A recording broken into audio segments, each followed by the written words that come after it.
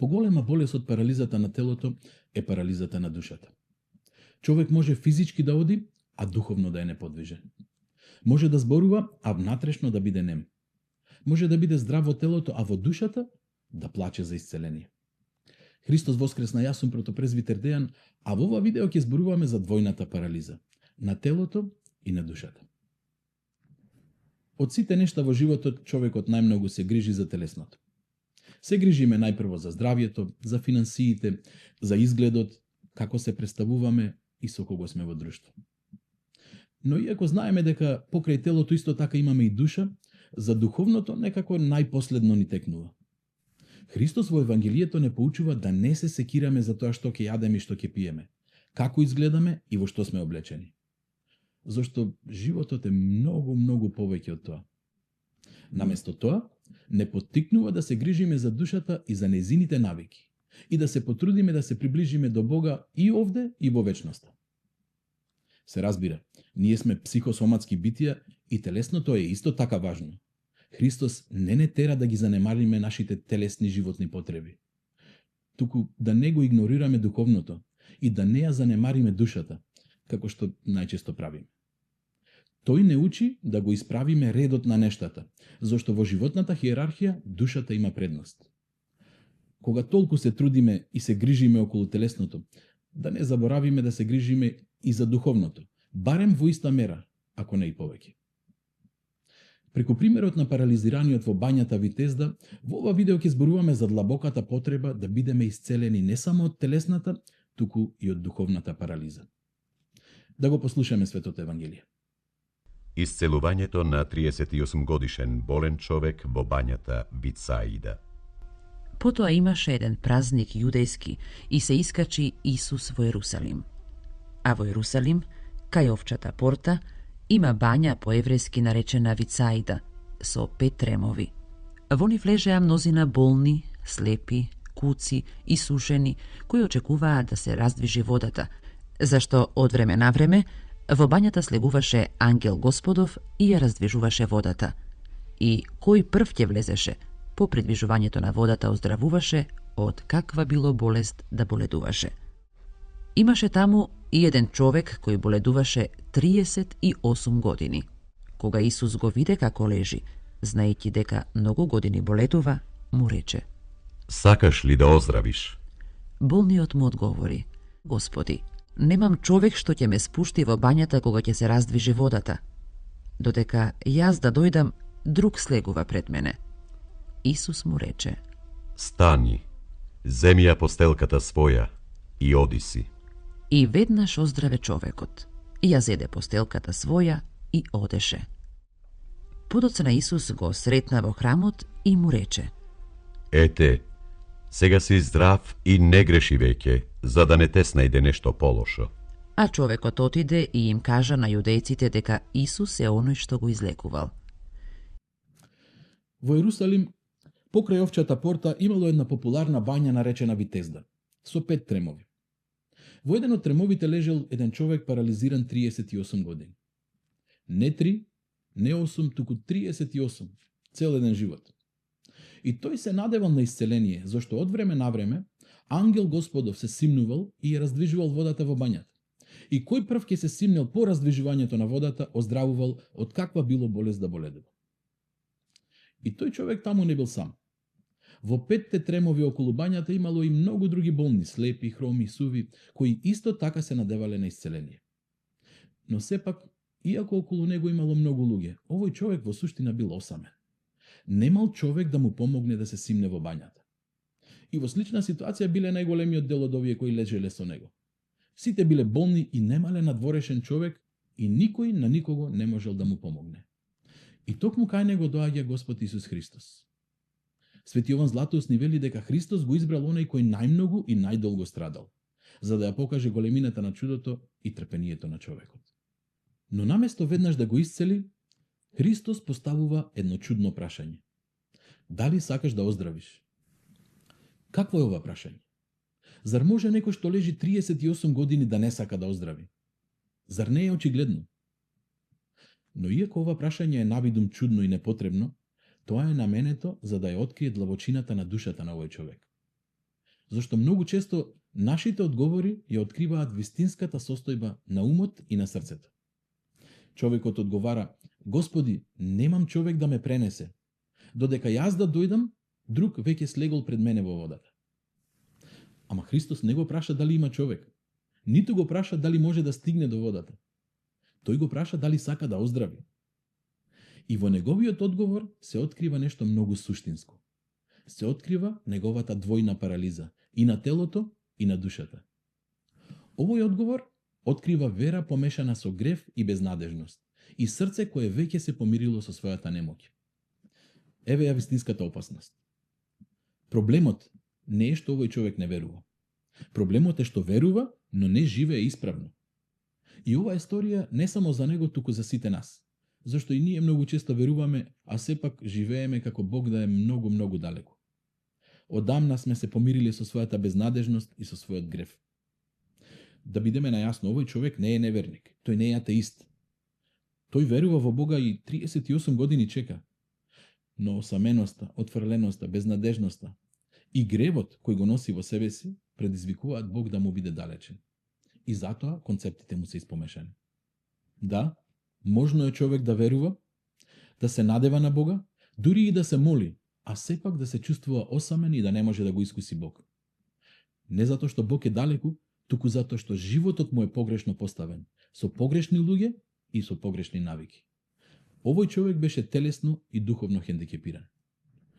Телесниот хендикеп, врз кој тој нема никаква контрола, Христос му го оттргна. Со заповед. Рече: стани и оди. И тоа беше доволно. Но не во целост. Човекот мораше да поверува во Христовите зборови, да стане, да ја земе својата постелка и да оди. Мораше да ја надмине мислата немам човек, зашто Христовата намера беше покрај исцелението да му го промени начинот на размислување, да го преобрази од мислата немам човек во мислата Господи Исусе Христе, ти си ми се што ми треба. Човекот размислуваше само во телесното и во видливото. Она што го знаеше, бања, човек, надпревар, кој прв ќе стигне. Но Христос е над сето тоа. Христос е Творецот. Христос не зборуваше за бањата и за ангелот.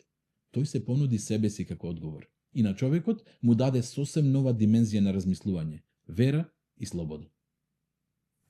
Но приказната не завршува тука. Ние денес не живееме во иста реалност како и парализираниот крај бањата Витезда. Тој чекаше благодата да се симне во одредено време во бањата. И тоа беше надворешно. А ние сме во сосем друга состојба. Ние повеќе не чекаме зашто благодата ја имаме внатре во себе. После ова, многу клучни космички настани се случија. Христос воскресна од мртвите и ја победи смртта. А Светиот Дух, Бог Утешителот, се симна врз црквата на првиот духовден. Овој човек чекаше ангел Господов кој повремено водата ја правеше благодатна. Ние пак го имаме Духот Божи кој постојано пребива во нас. Уште од самото крштевање, благодата Христова е во секој еден од нас. Но сепак, дури и со сета таа привилегија која ни е дадена, доколку не успееме внатрешно да се избориме во умот и да се ослободиме во срцето, ние ќе останеме духовно хендикепирани и во одредена смисла многу полошо и од овој човек. Да, благодатта е во нас, но ние мора да дозволиме таа да не обликува. Потребна е преобразба на нашиот внатрешен човек. Поинаку да размислуваме не телесно, туку духовно. И сега, оваа историја веќе не е само за човекот покрај бањата Витезда, туку и за секој од нас. Секој од нас лежи покрај своја Витезда, чека, се надева и не може да стане. Секој од нас има некаков хендикеп, некаква слабост од која сака да се ослободи. Физички недостаток, финансиски проблеми, болест, разрушени односи. И тие се видливите нешта кои ги гледаме и заради кои страдаме.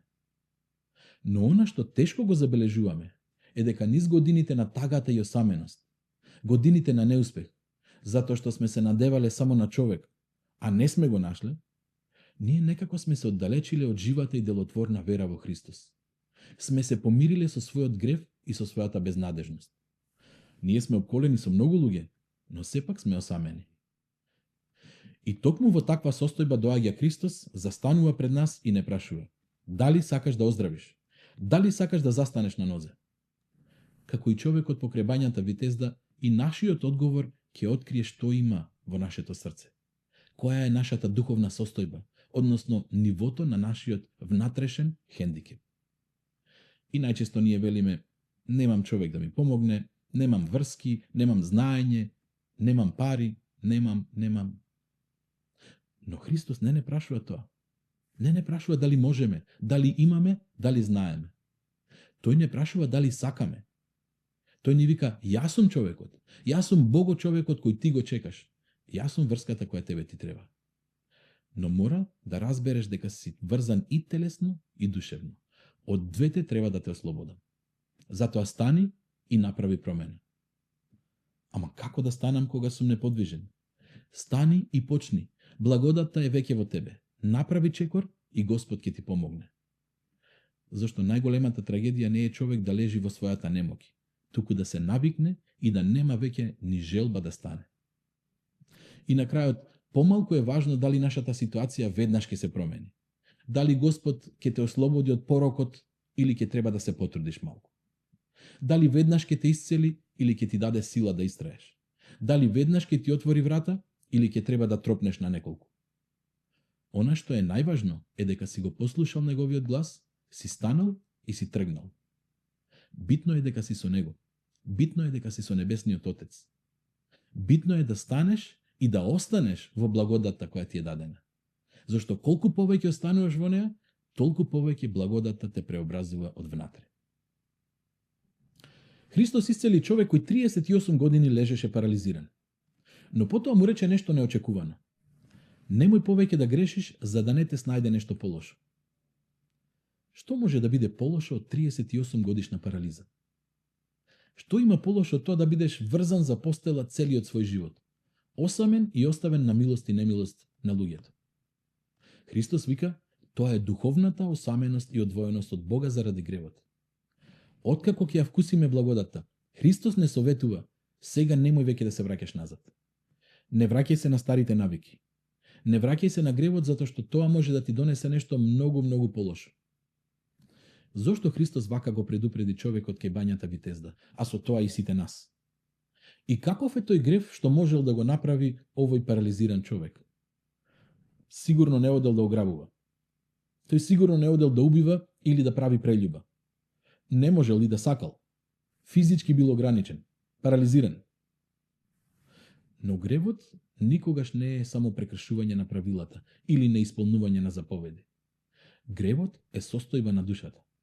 Човек може ништо да не направи надворешно, но внатре во себе да гори, одвнатре да мрази, да осудува, да врши прељуба, со мислата и со зборот да убива. Се разбира, гревовите извршени надворешно предизвикуваат дополнителни семејни или пак социјални последици. Но доколку постојат ваквите страсти во душата, дури и да не се надворешно извршени, душата веќе се оддалечила од Бог. И тоа е она полошото за кое што Христос предупредува. Не за полошо во телесна смисла на зборот, туку за вечна одвоеност од Бог. За гревот кој човекот може да го оттргне од Бог и овде и во вечноста. И токму тука доаѓа клучното прашање. Која е нашата улога и што треба ние да правиме? Првиот, физичкиот хендикеп е целосно во Божи раце. Со една заповед Христос може да те ослободи. Кога тој ќе процени дека се исполнило времето и условите за да го отстрани физичкото ограничување во твојот живот, нема сила во вселената која тоа ќе го сопре. Господ ќе заповеда и така ќе биде. Наше е да молиме, да веруваме и да очекуваме. Но вториот, духовниот хендикеп, не може без тебе. Како што вика старецот Пајси, Бог им помага на оние што се трудат. Мал напор од човекот повлекува голема благодат од Бога. Бог нема наместо тебе да го направи она што ти сам можеш да го направиш. Тој е како добар родител кој стои покрај тебе и ти дава сила. Но ти мора да станеш од безнадежноста. Ти мора да направиш промена и ти мора да прекинеш со гревовните навики. Од болеста го ослободи, но не и од гревот. За телото му рече стани и оди, исцелен си. Но за душата не му рече продолжи си како што си знаеш, од утре нема да имаш искушенија и нема веќе да грешиш. Напротив, Искушение ќе има, ама ти треба да престанеш да грешиш. На крајот се сведува на едно прашање. Дали сакаш да оздравиш? Дали сакаш да застанеш на нозе? Ако сакаш, не барај човек и не барај врски. Христос е твојот Богочовек. Тој е се што ти треба. Тој веќе ја запечатил благодатта во тебе. Веќе е присутен во твојот живот. Стои и чека на тебе. Затоа стани, земи си ја својата постелка и оди. Благодата на нашиот Господ Исус Христос, љубовта на Бога Отецот и заедницата со Светиот Дух нека биде со сите вас. Христос воскресе!